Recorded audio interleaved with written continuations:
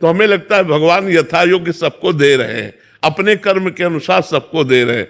जो जैसा कर्म कर रहा है उसके अनुसार उसको फल भगवान दे रहे हैं।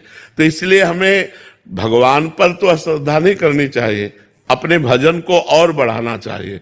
और दूसरी सूक्ष्म बात यह है कि हम भजन भी कर रहे हैं और आवश्यकताओं की जो हमारी है उससे कामना कर रहे हैं, लेकिन हमारा पाप प्रबल है तो वो हमें पूर्ण नहीं होने देगा। तो हमें भजन के बल से पाप भी नष्ट करना है। जब तक पाप नष्ट नहीं होगा तब तक हमें सफलता प्राप्त नहीं होगी। तो हमें भगवान को तो कोसना नहीं चाहिए, क्योंकि वो क्या करेंगे जब तुम्हारे कर्म ऐसे हैं तो क्या करेंगे। सोचो, भगवान की उपस्थिति में दुर्योधन उपद्रव कर रहा है पांडवों के साथ, कितना कष्ट दिया, लेकिन अगर प्रारब्ध में भोगना है तो भगवान चुप बैठे।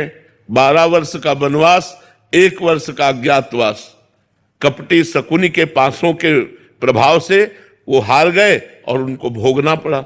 तो इतने धर्मात्मा अवतारी महापुरुषों को भोगना पड़ा। तो हम लोग तो कर्म बंधन से बंधे जीव हैं। भगवान पर कभी अश्रद्धा नहीं करनी चाहिए, क्योंकि जैसे सूर्य की ताकत नहीं है कि वो हमें अंधेरा दिखा दे, क्योंकि जहां सूर्य वहां अंधेरा हो ही नहीं सकता। ऐसे भगवान की हम अगर विनोद भाषा में कहें तो ताकत ही नहीं कि किसी का मंगल कर दे, क्योंकि वो मंगल भवन है। वो मंगल भवन है, किसी का मंगल नहीं कर सकते। जब जहर लगाकर दूध में भगवान को पिलाने पूतना आई तो उसे यशोदा मैया की गति दी। तो जो प्यार से भगवान की पूजा करते हैं उनकी दुर्गति